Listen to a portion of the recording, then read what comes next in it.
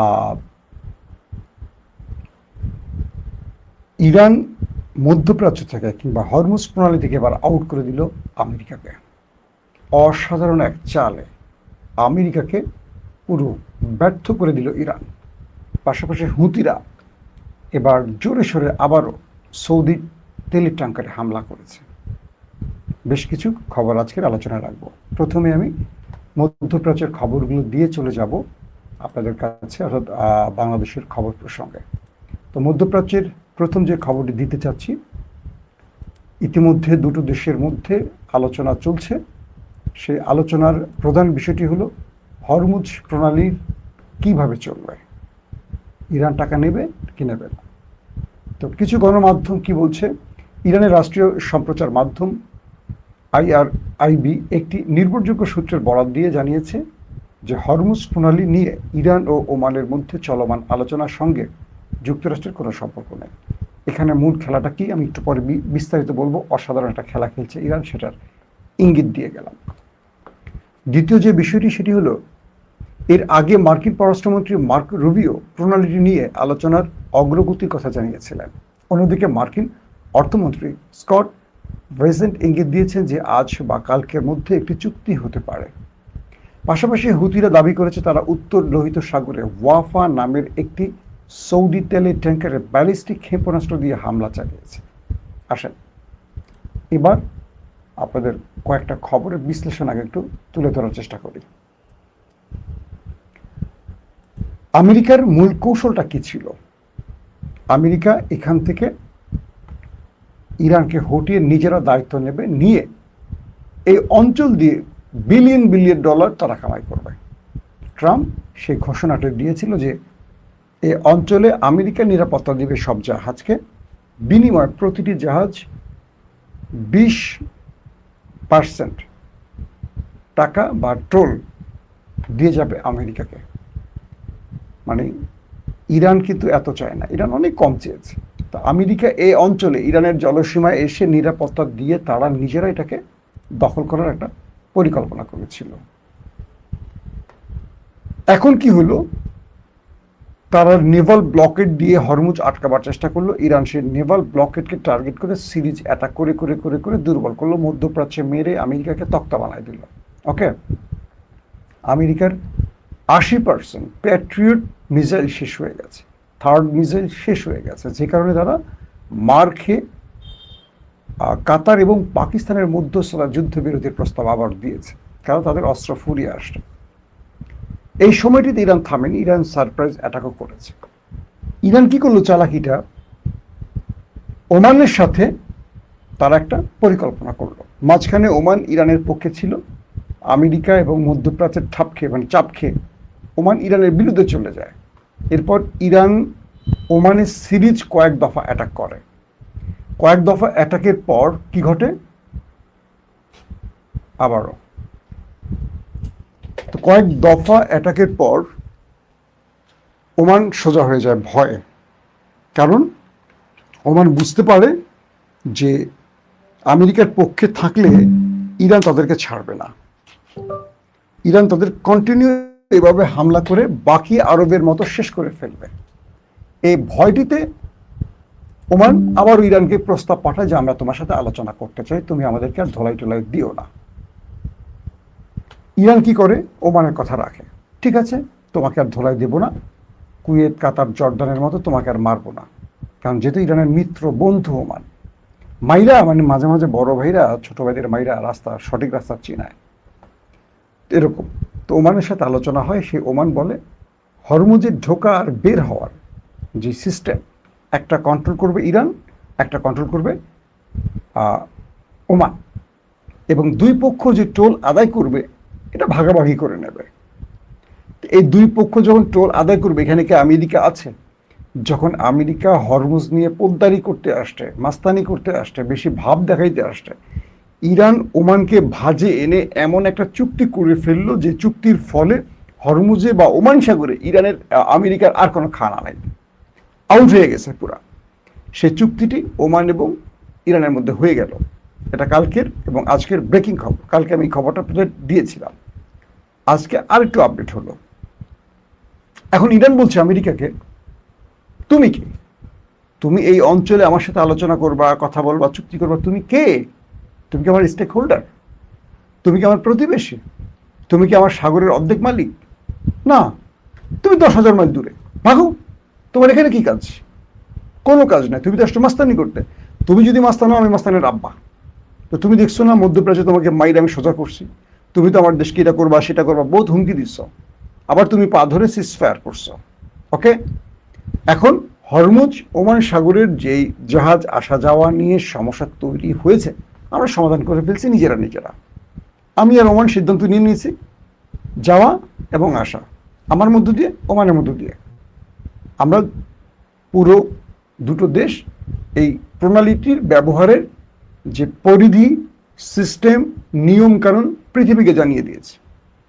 এখন প্রথম 60 দিন আমরা কোনো পরিষেবা নেব না। এটার নিরাপত্তা সহ যে কাজগুলো এখন ওমান আর ইরান করবে, এটার জন্য খরচ যাবে, সেই পরিষেবাটা আমরা এখন 60 দিন নেব না।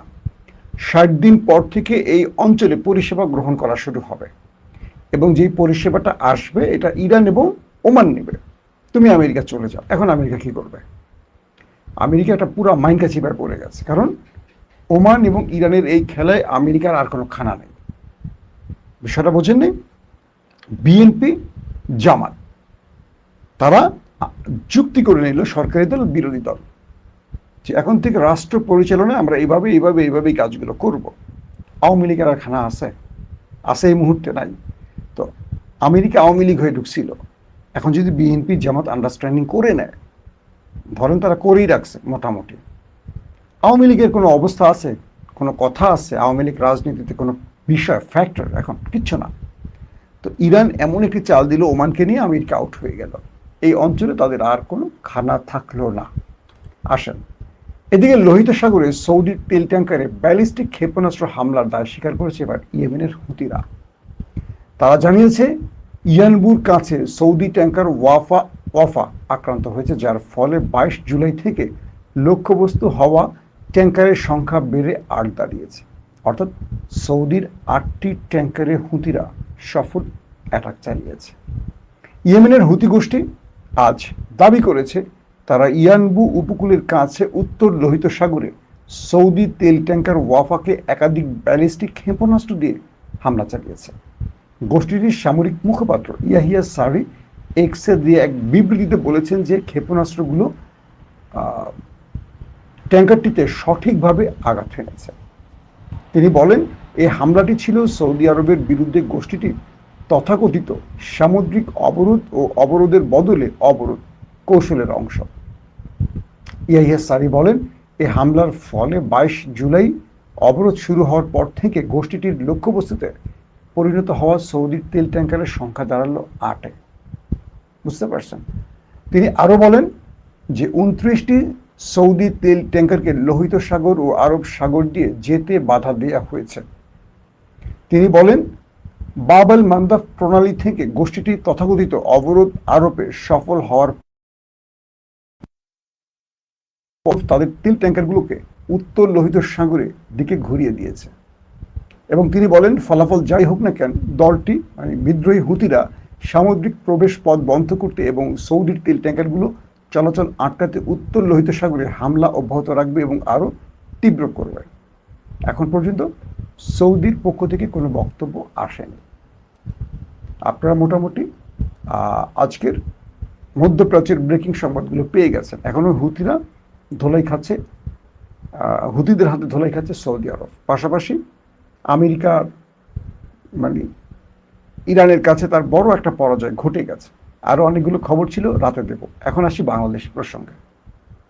আপনাদের প্রথমে একটু বিরক্ত করে ফেলছিলাম না, সিস্টেমে একটু প্রবলেম হওয়ার কারণে। আজকে বায়তুল মুকাররমের উত্তর গেটে বোধ হয় জুলাইয়ের দ্বিতীয় বর্ষ পালন করছে 11 দলীয় জোট। সেই 11 দলীয় জোটের প্রোগ্রামে মোটামুটি 11 দলের সব নেতারা আসছেন। জামাতের আমির ডক্টর শফিক, আক্তার হোসেন, নাসিরউদ্দিন পাটোয়ারি, মামুনুল হক সহ সব পক্ষের বক্তব্য আসছে। এর মধ্যে আমার 3 জনের বক্তব্য খুব অ্যাগ্রেসিভ লেগেছে, মামুনুল হক এবং নাসিরউদ্দিন পাটোয়ারি। আর জামাতের আমিরের বক্তব্যটি খুব কৌশলী, অ্যাগ্রেসিভ এবং থ্রেট, তিনটি মনে হয়েছে আমার। তিনি বলছেন, ডক্টর শফিক বলছেন যে আপনারা কার ইশারা, তারেক রহমানকে বলছেন যে আপনারা কার ইশারায় জাতিকে দেয়া ওয়াদা ভঙ্গ করছেন। অর্থাৎ তিনি বলছেন যে একজন মায়ের দুটো যমজ সন্তান, একই চেহারা, একই দিন হয়েছে, সব এক, কিন্তু মা একজনকে কখনো দুধ দেয় না, মা দুজনকে দুধ দেয়। একই সঙ্গে ভোট হয়েছে, একই সাথে সিল হয়েছে, আপনি সংসদে বসেছেন, প্রধানমন্ত্রী হয়েছেন, দেশ চালাচ্ছেন, সরকারে বসছেন, কিন্তু একই সঙ্গে 70% মানুষের যে ভোট পড়েছে গণভোটের পক্ষে, সেটাকে আপনি অবজ্ঞা করছেন, সেটাকে মানছেন না। এভাবে চলবে না। আপনি কার কাছে, তারেক রহমানকে বলছেন, আপনি কার কাছে দাসখত দিয়ে গণভোটের বিরুদ্ধে দাঁড়িয়েছেন, এটা জাতি জানতে চায়। আরও অনেক কথা তিনি বলেছেন। পাশাপাশি তিনি আরেকটি কথা বলেছেন, নাসিরউদ্দিন পাটোয়ারি কোরআনের একটি আয়াত তারপরে বলছেন যে তারেক রহমানের কাছে ভালো কিছু পাওয়া যাবে না। নাসিরউদ্দিন পাটোয়ারির বক্তব্য, তিনিও বেশ অ্যাগ্রেসিভ বক্তব্যগুলো দিয়েছেন, আমার কাছে তাই মনে হয়েছে। এবং তিনি আরও বলেছেন যে জুলাই বিপ্লবীরা ঘরে ফিরে যায়, জুলাইয়ের জন্য 2000 রক্ত দিয়েছে বা 1400 রক্ত দিয়েছে, প্রয়োজনে আরও রক্ত দেবে, 2800 রক্ত দেবে, কিন্তু তারেক রহমান তাকে ক্ষমতা থেকে সরানো হবে, এরকম হুমকিও তারা দিয়েছে। এবং তিনি এটিও বলেছেন যে তিনি ব্যর্থ হয়ে গেছেন, এখন তিনি তার ঠিকানায় চলে যাবেন, মানে লন্ডনেরটা তিনি লন্ডনে চলে যাবেন, এরকম অনেকগুলো কথা বলেছেন। এটাকে আমি এখন খুব গুরুত্ব দিচ্ছি না। মামুনুল হকও খুব অ্যাগ্রেসিভ বক্তব্য দিয়েছেন গণভোটের রায় বাস্তবায়নের বিষয়। এখন একটি বিষয় নতুন করে আসছে যে হঠাৎ করে দুটো দল কেন এত মারমুখী অবস্থানে চলে গেল। কয়েকটি সূত্র দাবি করছে যে রাজনীতিতে কিছু কঠিন বাস্তবতাকে সামনে হাজির করার জন্য মূলত তৃতীয় পক্ষ স্বগোত্রীয়দের মধ্যে বা জুলাইয়ের অংশীজনদের মধ্যে একটা বড় প্ল্যান কাজ, মানে বাস্তবায়নের কাজ করছে। আমরা জানি যে বিএনপির সাথে প্রায় 20-25 বছরের সম্পর্ক হলো জামাতের বা বাকি যারা আছে জোটে তাদের। কিন্তু ইন্টারেস্টিং ব্যাপার হলো যে হঠাৎ করে তারা নির্বাচিত হওয়ার পর এখন দেশটা চলবে ভালোভাবে, তাই না? কিন্তু আমরা দেখতে পাচ্ছি যে দুটো গ্রুপের মধ্যে হঠাৎ করে লেগে গেছে বড় কেওয়াজ, এবং এই কেওয়াজের ফলে তৃতীয় পক্ষ তাদের পরিকল্পনা বা ষড়যন্ত্র বাস্তবায়নের দুর্দান্ত পদক্ষেপ নিয়ে এখন এগুচ্ছে, মানে তারা সফল।